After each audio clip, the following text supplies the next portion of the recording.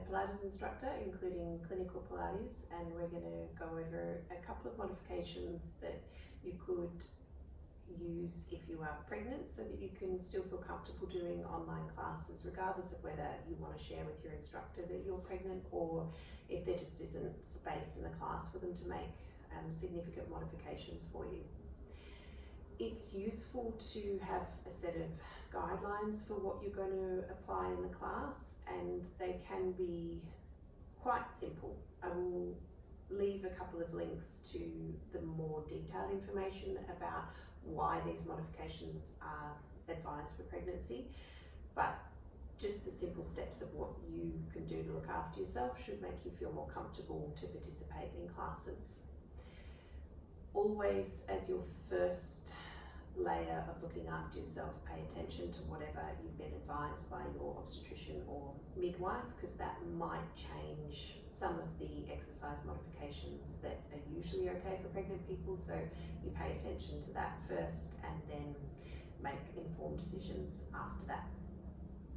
In your exercise, it is good to be mindful of not doing long holds, so isometric holds or contractions, not placing yourself in a position where you might be at risk of falling over, so that would be jumping up and down or doing lots of balance work that you feel really unsteady in with nothing for you to support yourself nearby, like a chair or a table, something you could hold on to.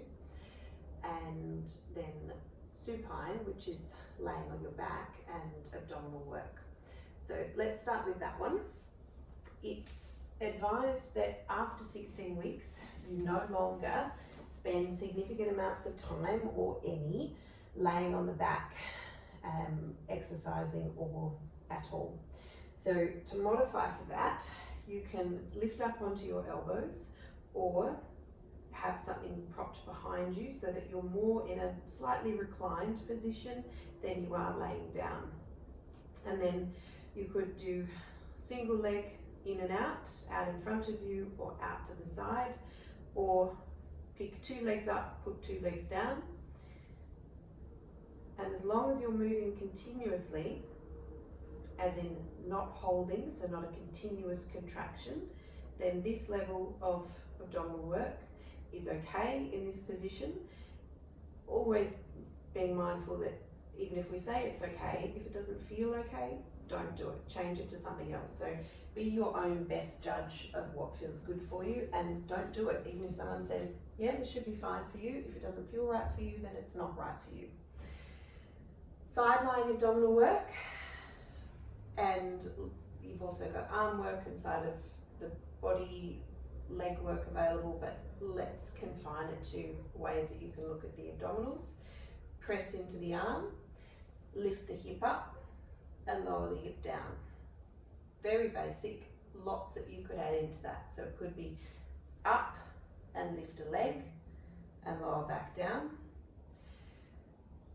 You might go up and lift the leg, straighten the leg a couple of times, lower back down. Basically anything that's picking you up from the floor and putting you back down is going to challenge the whole side of the body, and that includes the abdominal or core area. So that's a great way for you to be getting core work if you're pregnant. Then 4-point kneeling is another one that you can come to for almost any exercise as a modification. Challenging the core in this would be taking one leg behind you and putting it back down, or one leg and one arm, and then any variation of that that makes sense to you. So forward and back, out to the side, maybe littler ones and more of them. And that can take you into push-up work or arm work, and then leg and glute work. So from this position, if you took your arms a bit further forward, leaving the knees on the ground, you could do any depth of a push-up that feels comfortable to you. Wide grip or narrow grip. So you'd be focusing more on the back of the arms with the narrow grip. And then leg and glute work, leg behind you, lots of pulses up and down. leg tucked into the side, or a fire hydrant movement. It's called that way because it's mimicking what a dog might do. Pulses of that, bent leg, straight leg. Go ahead and get creative with it. You don't need to be a qualified instructor to make up some movements with the legs. Just get legs and arms away from you and see where you go with that. So that, you could do any of that if an exercise doesn't feel good in a class, and know that you're still getting a decent amount of work, and you can rotate between 5 push-ups, 5 leg pulses, 5 of the arms and legs behind, or if they're saying we're going to do 30 seconds of an exercise, then you can do 30 seconds of whichever of those you've picked.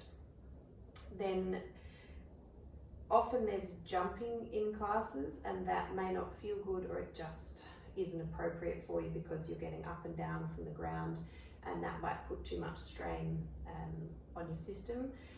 It all relates to whether or not you're going to get dizzy or overexert yourself as a pregnant person, which comes back to, are you at risk of falling over? So keep it simple for yourself. If there's jumping up and down, then keep your feet steady on the ground. You can still be standing up and doing a version of a squat, as deep as you can get down. I'd highly recommend that you keep doing deep squats for as long as you can, and do it with assistance. So one hand on a wall or a bit of chair or a table, something that helps you to go down, that you know you can hold on to if you need to help you come back up.